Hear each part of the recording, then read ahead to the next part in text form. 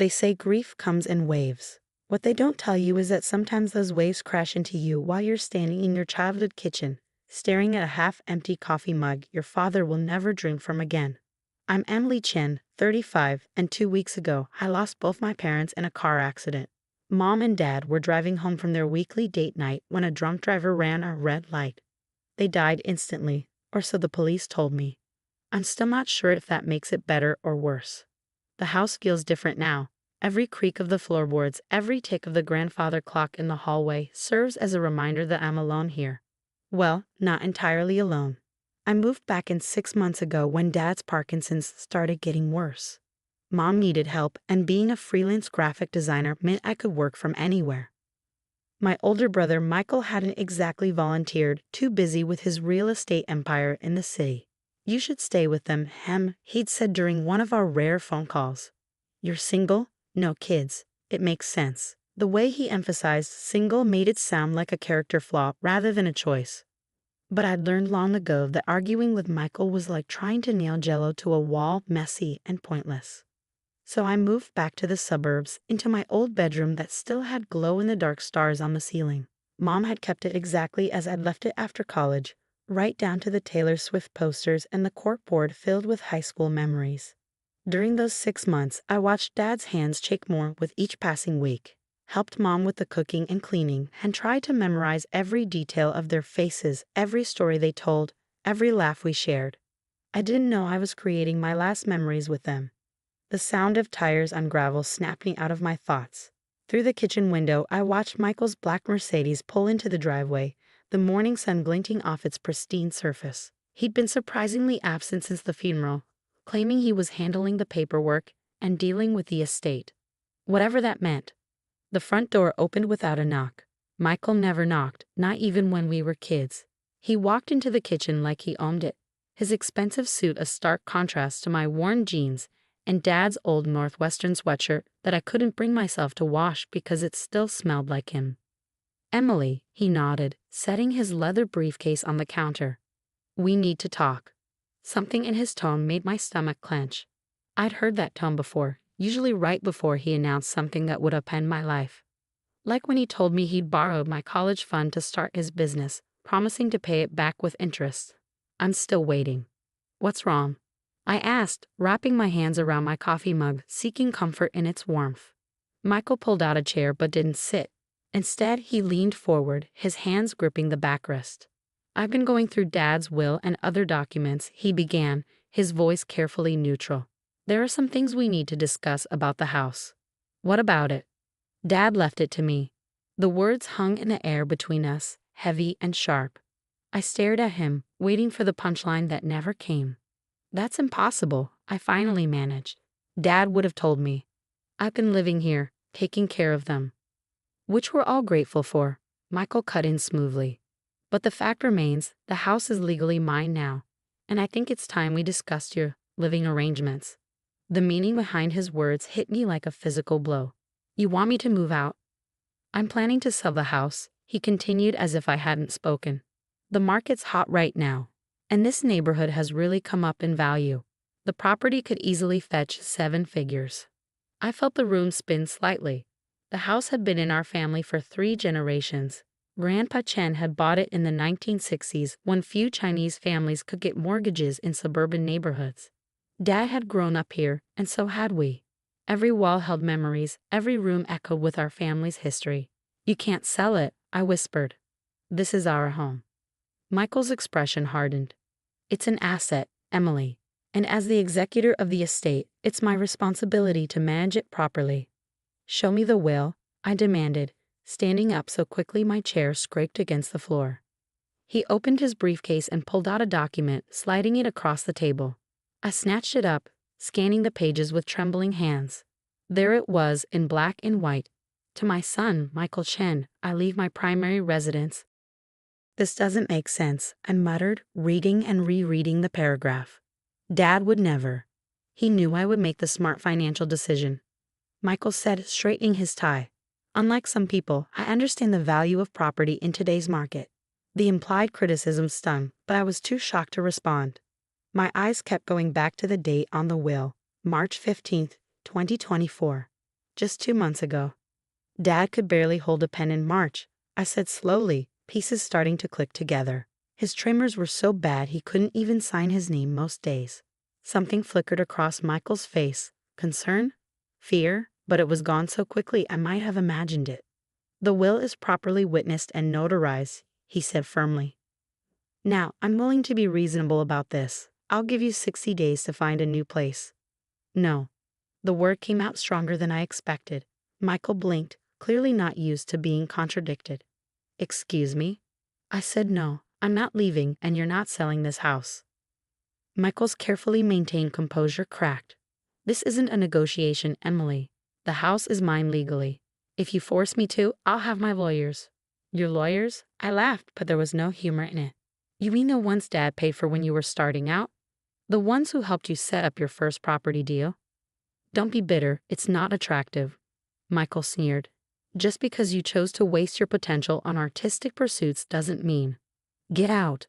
You can't throw me out of my own house. Watch me. I walked to the front door and held it open. And Michael, don't come back without the real will.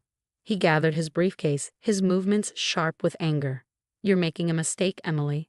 A big one. I'll give you a week to reconsider before I involve my lawyers. After he left, I sank to the floor, my back against the door. The house seemed to close in around me, every surface holding memories that suddenly felt threatened. Mom and Dad couldn't be gone just for their home to be sold off like any other property on Michael's books. There had to be something I was missing. I spent the next 3 days going through every drawer, every file cabinet, every box in the attic. Dad had always been meticulously organized, keeping everything from old tax returns to childhood report cards carefully labeled and filed. But I couldn't find another copy of the will. What I did find, tucked away in Dad's study desk, was his journal. The last entry was dated just a week before the accident. Michael came by today, pushing about the will again. I told him no.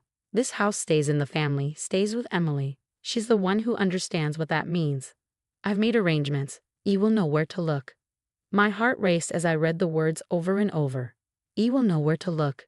Dad was trying to tell me something, but what? I closed my eyes, thinking back to all the times Dad had shared family stories with me during those last months. He'd been especially nostalgic, showing me old photos, telling me about Grandpa Chen's struggles and triumphs. One story kept coming back to me, about how Grandpa had built a hidden safe behind the fireplace when he first bought the house. Worried that banks wouldn't protect a Chinese family savings back then. Always good to have a backup plan, Dad had said, giving me that knowing look I never quite understood. Until now. I rushed to the living room, my heart pounding. The fireplace was original to the house, its brick facade unchanged since the 1960s. I ran my hands over the rough surface, pressing and prodding until, there. A slight give in one of the bricks, almost imperceptible unless you knew what you were looking for. The hidden panel swung open with a soft click, revealing a small safe I'd never known existed. My hands shook as I input the combination. My birthday, just like Dad used for everything important. The door opened with a quiet creak. Inside was a manila envelope, sealed and labeled in Dad's shaky handwriting. The Real Will 2024. I opened it carefully, my breath catching as I read the contents. This was different from the one Michael had shown me. Very different. Not only did it leave the house to me, but it also contained something else. Documented proof that Michael had been embezzling from Dad's accounts for years, using forged signatures to transfer hundreds of thousands of dollars to his real estate ventures. Oh, Michael, I whispered, understanding dawning. What have you done? The house phone rang, making me jump. Michael's number flashed on the caller ID. Changed your mind yet? He asked without preamble when I answered. My lawyers are drawing up the eviction papers as we speak. I thought about the documents in my hands, about Dad's last message to me, about everything Michael had taken from our family over the years. Actually, I said, my voice steady. I think we need to have another talk. And this time, Michael, you might want to bring those lawyers of yours. They're going to want to see what I found in Dad's safe. The silence on the other end of the line was deafening. Part 2. The next 48 hours passed in a blur of activity. I scanned every document from the safe, made multiple copies, and stored them in different locations. Years of dealing with Michael had taught me to always have backups. I also called Sarah Martinez, Dad's longtime attorney who had mysteriously retired right around the time the suspicious will appeared. "I've been waiting for your call," she said when I explained what I found. Her voice carried a mix of relief and resignation. "Your father contacted me in February, worried about some irregularities in his accounts. When I started looking into it," she paused. "Let's just say your brother made it very clear what would happen to my law license if I didn't cooperate." "He threatened you?" "Blackmail is such an ugly word," Sarah replied dryly. "But yes, he fabricated evidence suggesting I had mishandled client funds. Said he'd report me to the Bar Association unless I stepped aside and let his new attorneys handle everything." My hands clenched around the phone. "Will you help me now?" "Emily, I've kept detailed records of everything, including recordings of Michael's threats. I may be retired, but I still know how to protect myself and my clients." By the time Michael arrived at the house the next morning, I was ready. He brought 2 attorneys with him, both young men in expensive suits who looked like they'd stepped out of a corporate law firm catalog. I had Sarah Martinez sitting beside me at the dining room table, her silver hair pulled back in a neat bun, her expression pleasantly neutral. Michael faltered slightly when he saw her but recovered quickly. "Sarah," he nodded. "I thought you retired." "Oh, I have," she smiled, the expression not reaching her eyes. "I'm just here as a family friend. Supporting Emily, you know." They sat down, Michael's lawyers arranging their papers with practiced efficiency. "We have the eviction notices prepared," one of them began, but I cut him off. "Before we start," I said, sliding a folder across the table, "you might want to look at these." Michael didn't move to take the folder, but one of his lawyers opened it. I watched their faces as they read, the younger one's eyes widening, the older one's lips pressing into a thin line. Michael's complexion turned ashen as they whispered to him. "Where did you get these?" he demanded, his voice hoarse. "Dad's safe. The one Grandpa built. The one you never knew about because you were too busy making money to listen to family stories." I leaned forward. "It's all there, Michael. Every forged signature, every unauthorized transfer, every cent you stole from our father while he was dying." "I didn't steal anything," he snapped. "I was investing in our family's future. Dad didn't understand modern business.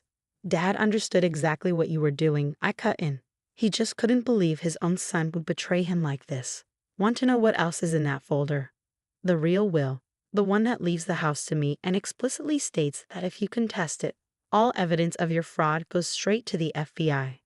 The silence that followed was absolute. Even the grandfather clock in the hall seemed to hold its breath. "Mr. Chin," the older lawyer said quietly, "I suggest we take a brief recess to discuss." "There's nothing to discuss." Michael stood up so abruptly his chair toppled backward. "This is blackmail." Sarah spoke for the first time, her voice gentle but firm. "No, Michael. This is accountability, something you've managed to avoid for far too long." He turned to his lawyers. "She can't do this. There must be some way to—" "Sit down, Michael." My voice cut through his rising panic. "We're not finished." Surprisingly, he sat. Maybe he saw something in my expression, some echo of Dad's authority that even he couldn't ignore. "Here's what's going to happen." I continued, pulling out another document. "This is a new agreement drawn up by Sarah before her retirement. You're going to sign over any claim to the house. You're going to repay every cent you took from Dad's accounts with interest. And you're going to do it quietly, without involving lawyers or courts. And if I refuse—" I smiled, but there was no warmth in it. "Then every bank you do business with, every investor in your properties, every client you've ever had will receive copies of these documents. How long do you think your real estate empire will last when people learn you built it with stolen money?" Michael's facade cracked. For a moment, I saw the scared little boy he must have been before greed and ambition twisted him into the man sitting across from me. "You destroy me? Your own brother?